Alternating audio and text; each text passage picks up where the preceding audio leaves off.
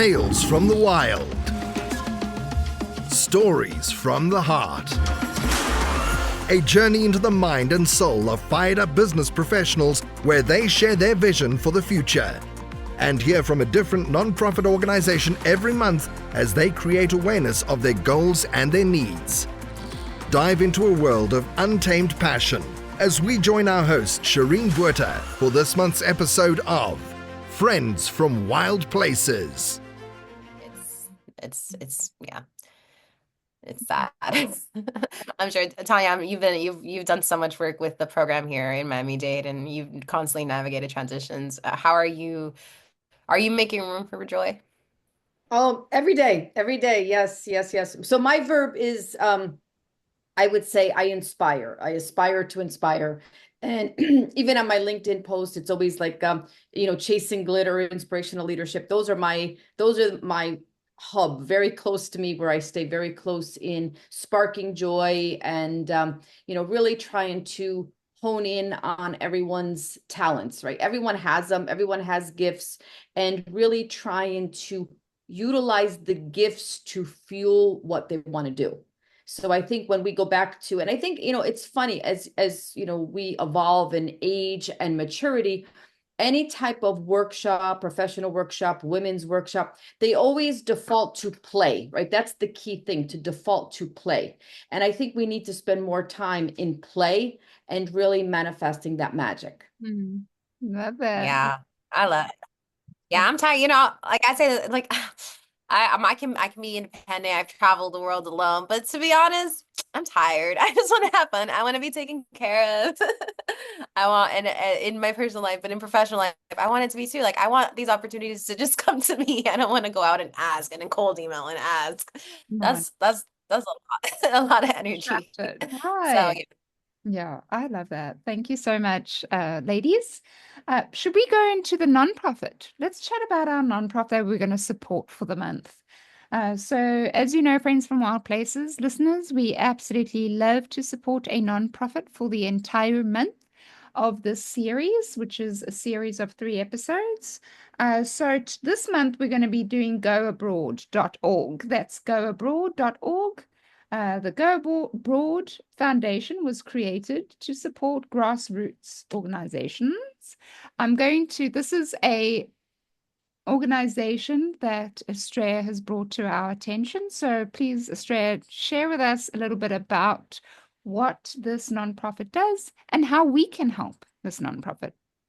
Yeah, of course. So the Go Abroad Foundation is actually my co-founder is the owner of goabroad.com, but he also created a foundation called the Go Abroad Foundation, which I used to do some work for about a few years ago. But I want to side note on who my co-founder is. He looks like Santa Claus. He's like this 59-year-old man.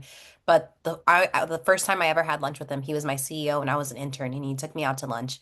That's where I told him about my dad, and I told him my dream was to go back to Nicaragua and get my dad a gravestone made, because when he died, there was no name. You wouldn't know it was him. You didn't know this was where he was buried.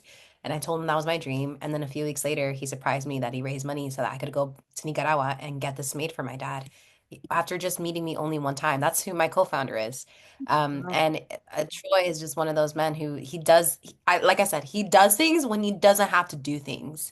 The amount of people he's impacted around the world, he's truly one of the most incredible businessmen, but also like philanthropists in general. So he created the Go Abroad Foundation. And so when I was kicking things off with Last Farewells, we were using our Filipino developers. So I went to go live in the Philippines for the first summer. And there I was able to also go in to see the work that the Go Abroad Foundation is doing with just the kids there, the rice programs. But beyond the Philippines, they create special programs across Africa for water, for educating women. So that a lot of their programs, I can't even put it into like it's one specific thing they're doing, but they create programs in places of need in Zambia, in a lot of places in Africa, and especially in the Philippines, where I saw it firsthand on how they were helping with the families, and I was with the kids and we were doing dances. And so, yeah, the Go Abroad Foundation, I just think they like to fill the gaps where they see them, and they do things to do things, not because they have to, because they want to make an impact. So it's always been a special place in my heart, because it's tied to my own co-founder, who completely changed my life, with the opportunities he's given me to go back to my dad, but even to trust me with Last Farewells, which is he had this idea back in the 80s, well, back when he's like, let's hold on to people's letters and keep it in a vault. This is something he's been wanting to see now for 40 years, and he's entrusted me with it, with his legacy project. So yeah, I would say the Go Broad Foundation is not just special because of the projects that they do, but because of the people who run it, and they run it with so much heart, and yeah, that's all I have to say about it. Amazing, amazing. How can we support them? Is there ways, can we donate, or is there other ways we can help? Yeah, there's ways to donate and on the button on goabroad.org/projects. But honestly, I think even just following them on the Instagram account, I think it just helps so people can just be more aware of the projects that are being done. That way they could potentially even be considered to, make donations. Like if you know someone, make donations in the future. So they're GA_foundation on Instagram. And yeah, they just, like I said, they partner with a lot of small grassroots organizations around the world, in the Philippines, Zambia, Uganda, and I believe they're a 501(c)(3) nonprofit. So yeah. Mhm. Well, thank you very much, Estrella. We have come to almost the end of the podcast. We're going to do something a little bit more lighthearted just to end it off. But thank you, ladies. You are both been such a wonderful light today. And I appreciate both of you and Estrella for being our guest. But let's just, as I said, something lighthearted. Let's share what is one of the best advice that we've ever gotten. What is one of the best pieces of advice that we've ever gotten? Tanya, you want to start? So I think one of the one that resonates the most is whatever struggle we are facing. I've heard the phrase saying, will this matter to you in 5 years? Right? Like as much as we're feeling emotion about that topic, maybe in the moment or today, or, ruminating on it, like it's stressing us out. And if you just really ask yourself, will this matter in 5 years? It was very powerful. So I think that for me is the most telltale. Yeah. Wow. How about you, Estrella? Mine is I had a somatic coach therapist.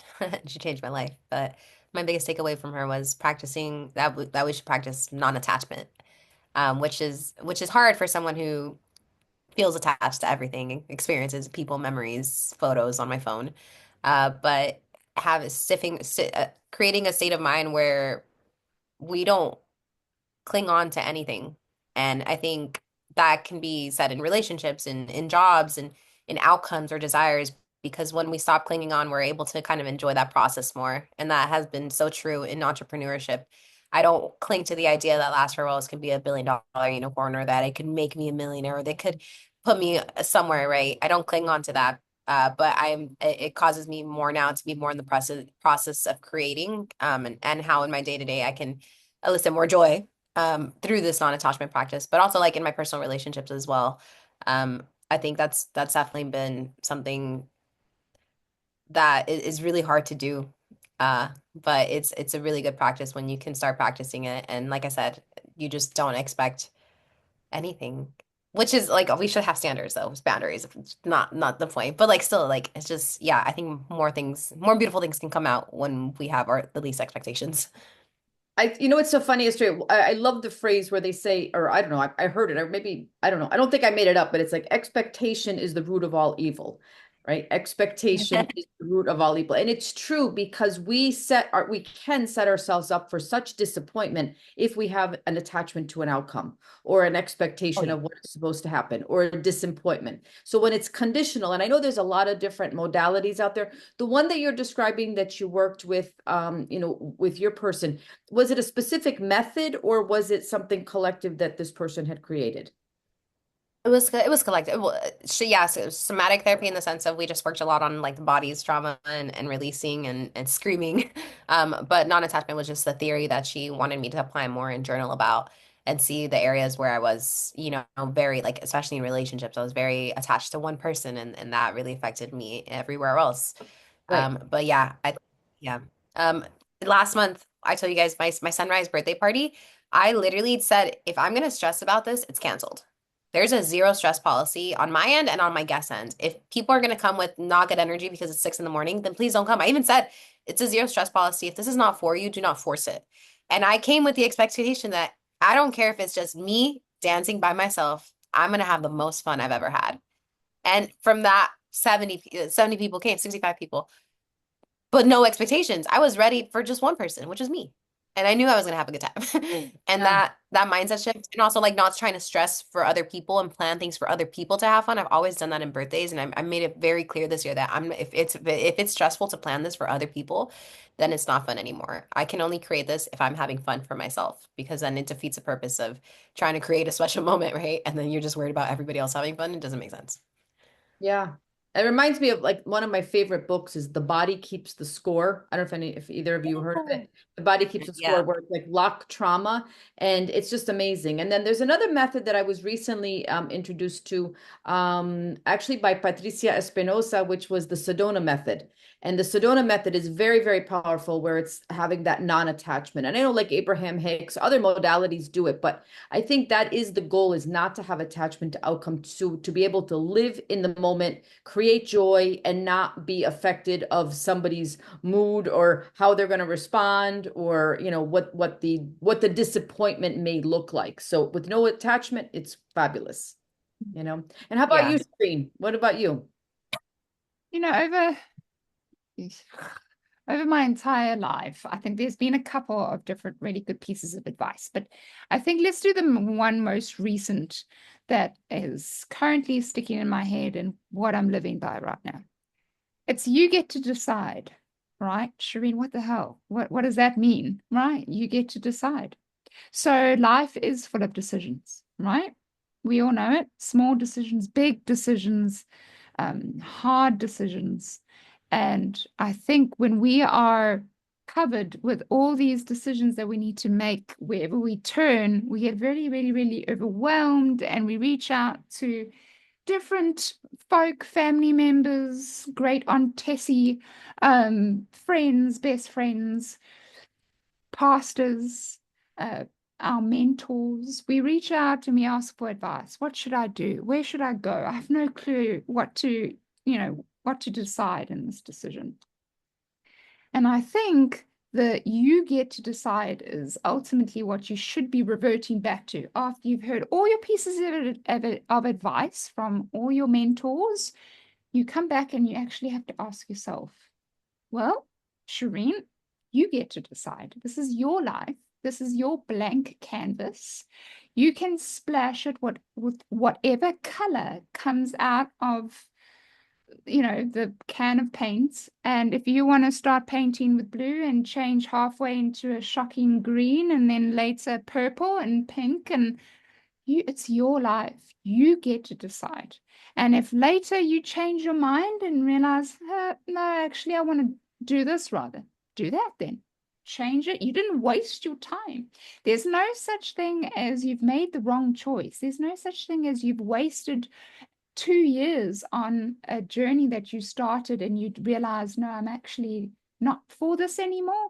That's not a waste of 2 years. You've learned, you've grown, you've formed decisions about yourself, you've made leaps and bounds, and now you move on to the next phase in life that will take you down a different road. So that's what that means to me, is you get to decide, right? Okay. Very cool. I like that, Shireen. Yeah. Heck yeah.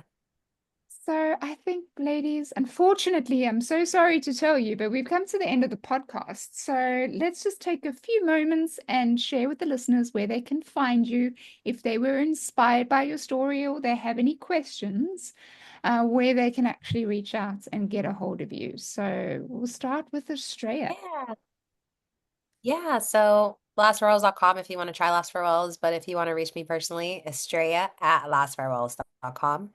We're also on Instagram. I'm posting parts of the founder journey, parts of my personal life fun on Instagram, just to have a good mix up. But it's Estrella Q95, and then our Instagram for Last Farewells is Last Farewells app.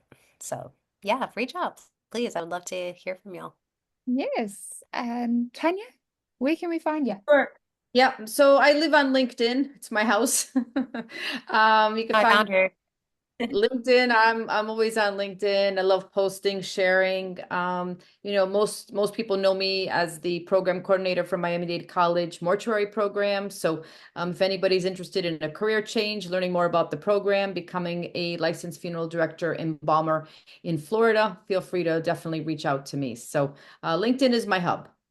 Love it. Love it. Okay, so Shireen. Well, Shireen, you can find me on Shireen Buerta on most social media handles, and especially in the business side of things, it's LinkedIn. Shireen's bookkeeping services is also there, but most importantly, Friends from Wild Places does have their own website. It's friendsfromwildplaces.buzzsprout.com. Once again, it's only $5 a month subscription to hear all the extra bonus content, the juicy conversation that Tanya and I go into. So if you don't mind supporting us, we really enjoy what we're doing. And we're not making any money on this. So it would be great if you guys feel in your hearts that you would like to do that, then please go ahead and do that. If not, that's also okay, because here we are creating a safe space for entrepreneurs and business owners anyway. So leave a comment, subscribe, tell us what you think. And remember, thanks so much for listening. And we'll see you next time. And you got this. Stay wild. Bye, guys. You've been listening to Friends from Wild Places with Shireen Buerta. Be sure to subscribe to the podcast from the links to catch every episode and unleash your passion.